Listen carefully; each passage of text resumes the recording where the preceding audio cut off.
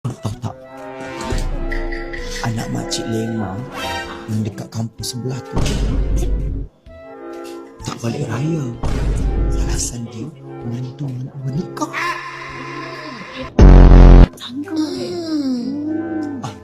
Itulah. Oh, ni yang bunting kan dia. Ya, tu bunting kan dia. Tak cukup dengan main ayam, sekali dia bapa ayam.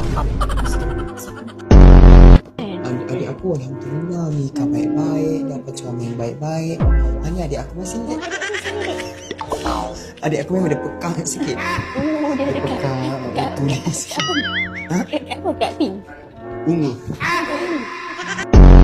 Guys, jangan balik lagi lah di IT.